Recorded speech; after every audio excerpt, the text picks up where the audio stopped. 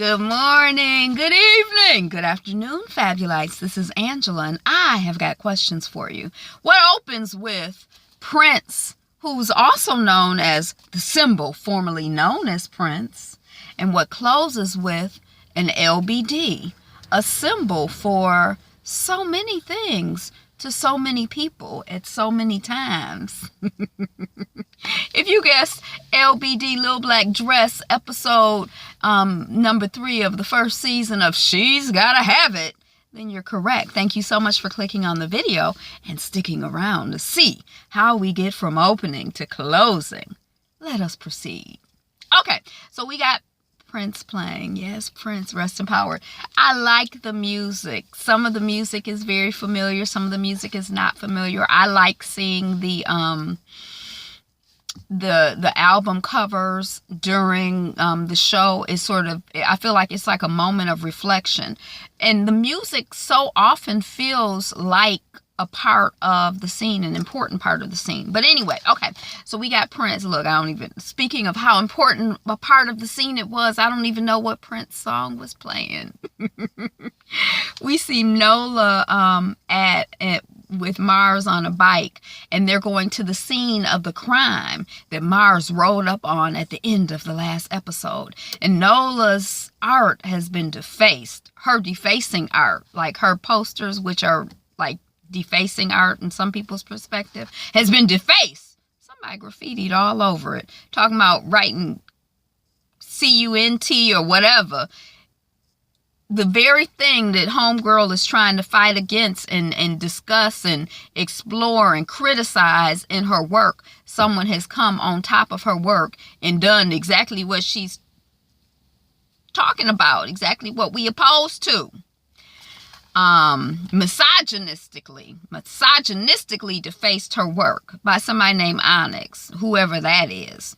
I was like, do we know who that is? We don't know who that is.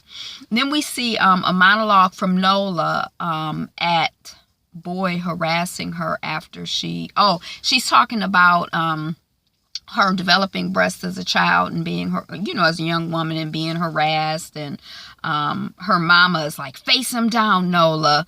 Her mama, who's Jolie, face him down, Nola. Face him down, Nola, darling. Words can't hurt you. But words actually can be hurtful. But, I know we say, sticks and stones can break my bones, but words can never hurt me. But I don't know if I agree with that. But anyway, they can't maybe hurt you physically, but maybe. So then we see Mars when Nola drags down wall with I feel sick. Oh, Nola drags down the wall. She's like, ugh, I feel sick. At seeing her work defaced, it is sickening. And it's also kind of like she's trying to fight back. She did this to fight back. And then, they just try to wear you down. And it just seems so ubiquitous sometimes. Like, it's so much misogyny and hatred toward women and wanting to hold women down and hold women back. And the same thing as a black person, you just sometimes, or I shouldn't say, I don't know how you feel, but sometimes I start to feel like, oh my gosh, it's like one thing after another thing after another thing after another thing. They say don't let the bastards wear you down, but grind you down. But woo, thank God for God, right? Thank God for God. Okay. So, she drags down the wall. She's like, I feel sick. And Homeboy is like, Nola, don't worry. We're going to find out who did this. I'm going to find out to do this. Who did this? I got my ways I got. And that's Mars. And he's doing the Mars speak. I had kind of forgot about the Mars speak from the movie. I can't wait till I get finished watching all these 10 episodes because I'm going to watch the movie again. I'm going to have a whole different perspective on it. I wonder if I'm going to like it. Okay. So then we see Dr. Jameson, and Nola is seeing a therapist. This new news, right? She wasn't seeing a therapist after episode 1 and 2. She's seeing a therapist, Dr. Jameson. And the therapist says, Nola's question is, do I have to give up an essential part of me to survive? And I'm kind of like, are you surviving if you give up an essential part of you? If it's essential to you and you give it up, then you're not you, so you ain't surviving. But anyway, homegirl is a Spelman grad. She's a Columbia grad. And she's basically like, you need to take, I was happy to see she was a grad. I didn't read the article. I just read the headline the other day, but I was discussing the article with someone today about how we don't like to see poor black people on TV. We like to see black folks who are doing well on TV. And I do. I like to see folks on TV. I like a good story, but I do like I was commenting how on Married to Medicine, they have a new woman who's come on as a doctor, and she's married to a doctor, and I like to see that. They married, they black, they have children, they're professionals. I like to see that. And then, this woman, she went to Spelman, she went to Columbia. I like to see that. But I feel like there are shows where you see, and even Nola Darling, she's struggling financially. She's not wealthy, but she has a lot of resources to draw on. So she's not out here with no safety net. She has a huge safety net, Nola Darling. But anyway, so her therapist is basically like, look, I want you to take care of you. I want you to do you, and don't let fear and hiding shape you. You were violated. You've been violated 2 times. Your body has been violated. Your art has been violated. Go out there and do something that makes you feel good. Take your sexy back. Feel sexy. Feel free. Feel the life. Feel joie de vivre. Feel it. Feel it. Feel you, girl. Go out there and feel. I'm feeling myself. I'm feeling myself. Go out and feel yourself. That's what the therapist basically said. Then we see Nola and Clorinda. That's her friend's name, right? The one who was her roommate. That's not her roommate. I don't know why I don't know the child's name. But they're coming into a boutique, and she tries on a bunch of dresses, and the one that she likes is a little black dress. It's $600, $597, whatever. I mean, it's short, it's tight. Now, at one point, one of the men, Greer, is like, oh, it's crushed velvet, reverse something, he says, about the fabric. So maybe the quality of the fabric is something that I could not appreciate or really understand watching it on my tablet. Maybe I have to see it like in high definition TV to understand, ooh, that's why it's a $600 dress. Because I'm like, girl, you could have gone and got you that little short, tight thing in any price point. Why you got to pay $600 for it? But anyway, $600, and Clorinda is like, it's too much. You can barely pay your rent. You are too impulsive, and that's why you keep getting into trouble. And Nola is like, it's not my fault that I that I got assaulted. You think that the men would not. The men should be, I guess I lost track of what she's saying. Basically, she was saying the men are the issue. They need to control themselves. And I was also kind of like confused because they went to the boutique, and it was kind of like at some point, I guess they felt that the woman who was working in the boutique was following them around, or like, are you going to steal something, or what are you doing here? They weren't comfortable with her. And so at some point she like, don't you have clothes to fold? I think Nola said that, or Clorinda said that.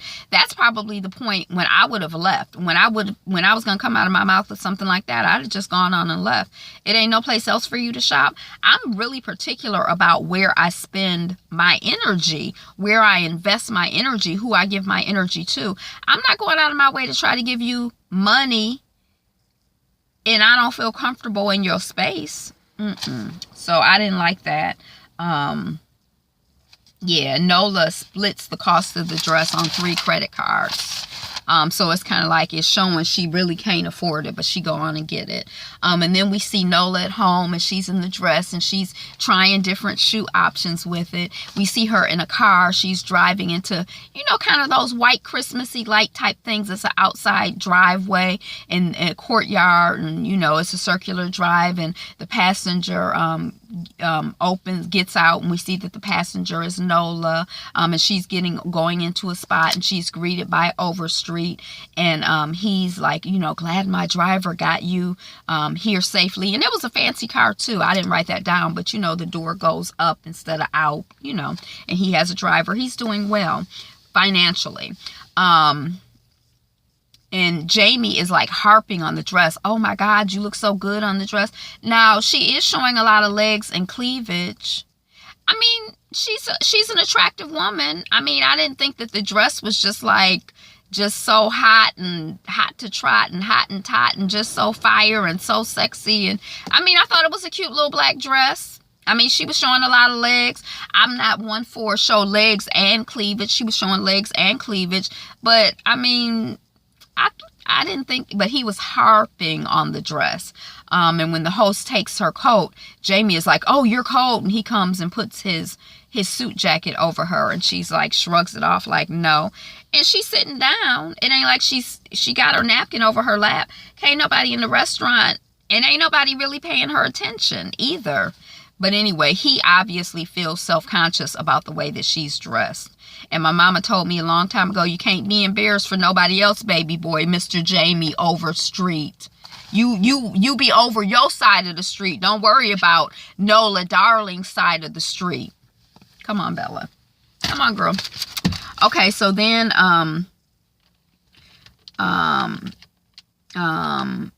okay, so we talked about that. And I'm like, yeah, grow up, Jamie, dog. And then Jamie gives Nola a book that she says she's been meaning to read. He wants to have somebody to talk to about it. We find out that Jamie grew up poor and he's trying to lock her into he's trying to lock her up, lock her into the relationship. And she's kind of deflecting, and he offers to take her to the Cannes Film Festival next year. And Nola is like, now I'm going to expect to go. And Jamie is like, well, I'm a man of my word. And Nola is like, well, your wife, what about her word? And Jamie is like, well, it's just a matter of papers. You know, stuff comes with wine. Oh, okay. So he's like, oh, it's just a matter of papers. And I'm like, okay, the typical, you know, married man story. Like, Nola, girl, okay. So we're starting to see over these next couple of episodes,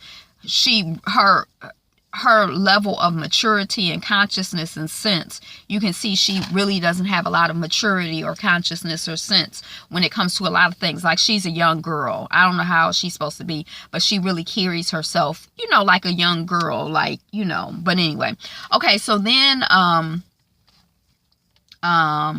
some drinks are sent over to the table, and she's like, oh, who are they from? And it's like, they're from he looks over at the people who sent it from the bar, and he's like, oh, those are my partners in Overstreet Investments. And she's like, oh, so hi, should we invite him over? And he's like, no. So that was kind of like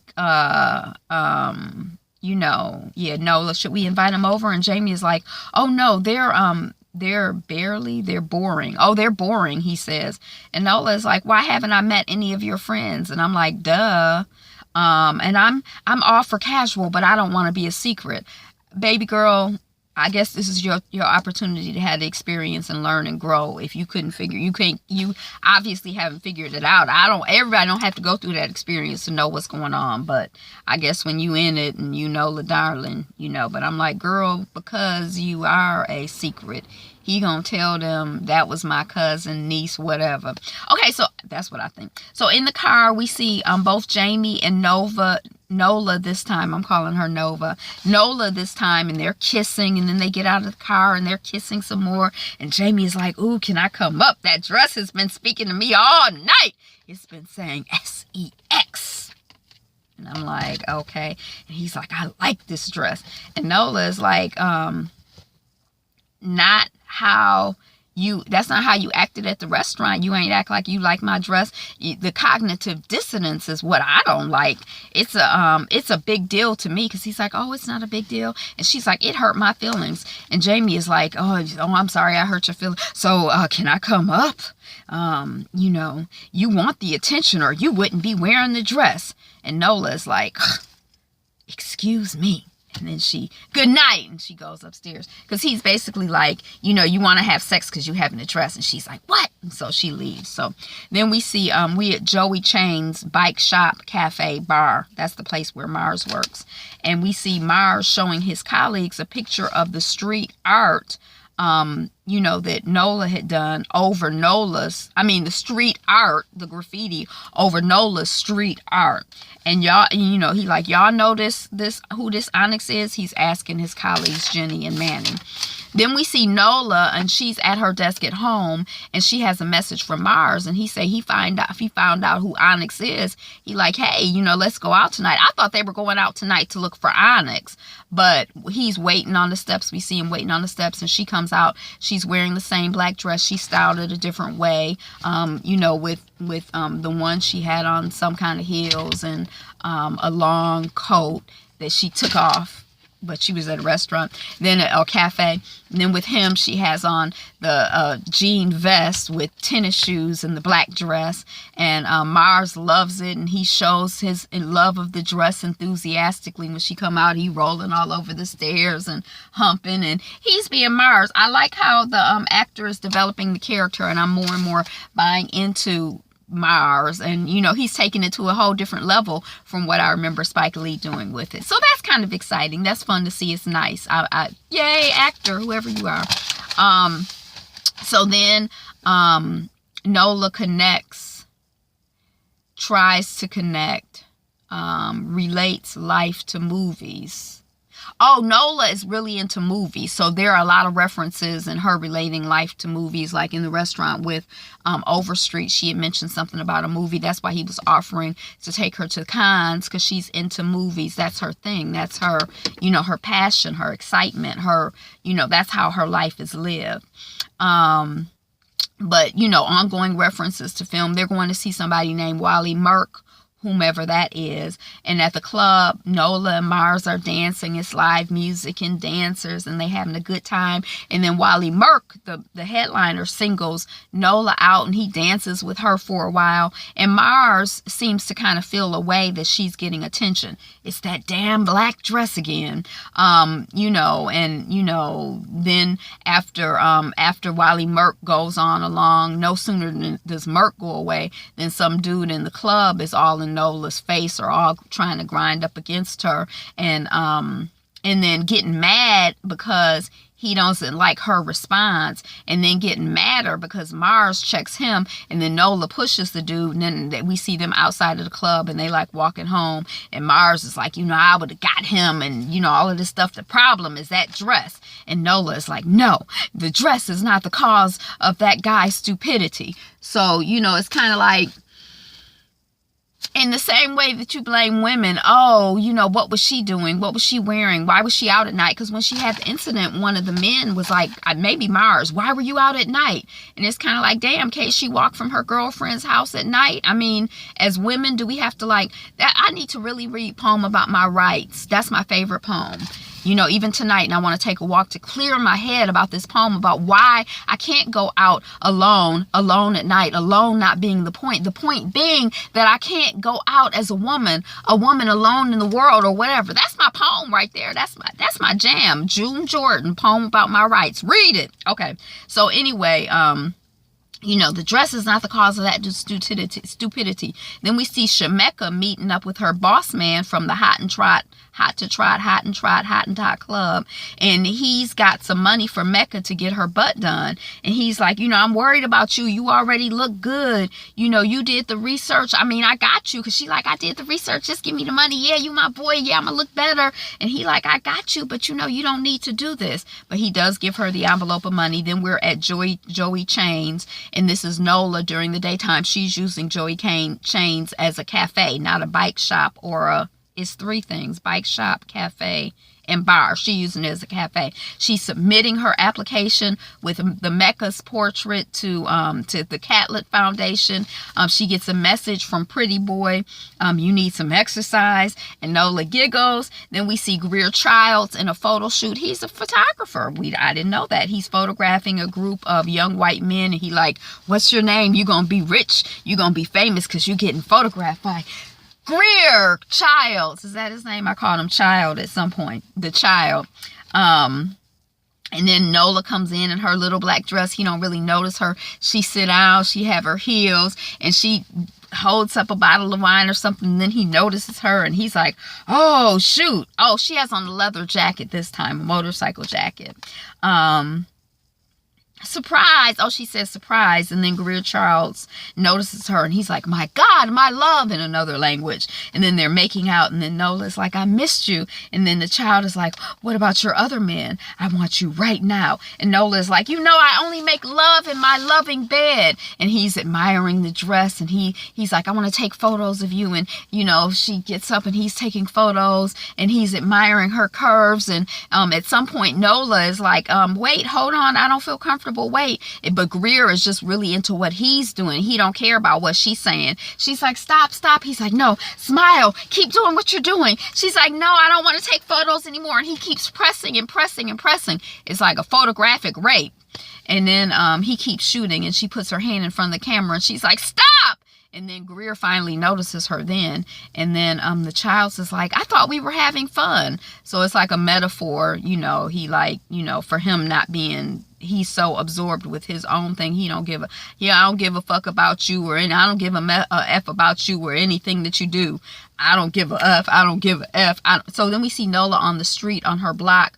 And a head-wrapped older woman, her neighbor, maybe her landlord, admires and appreciates her in that dress. Girl, you looking good in that dress. And then she gives a quote from, I can't remember, but it's like, if there's no woman, there is no dress. Like, you make the dress don't make you. Show what you got, baby. And Nola, you know, it's, you know, so it's like the other woman appreciated her in the dress for what it was, you know, not as some, you know, whatever. And then we see Nola at home. She's listening to music. We see Greer. We see Mars on his knees. He's praying for Nola. How beautiful. And then we see Nola back on the street. She's covering up the graffiti poster with a fresh poster. Then we see Nola hanging up her little black dress. Then we see Jamie in the daytime on the park bench. And then we see Nola getting a text from Jamie. I love your little black dress. Forgive me. And then Nola goes back to drawing. She don't really respond. Then we see Greer looking at the images that he captured of Nola with his camera.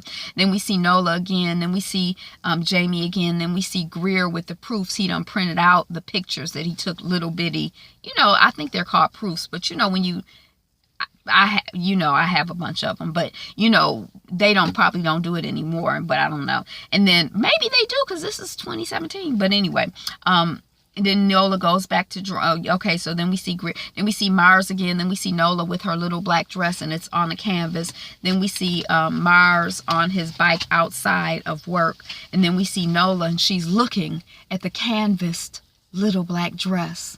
It's like a work of art, and it could mean so many things to so many different people. Bella, girl, you a mess.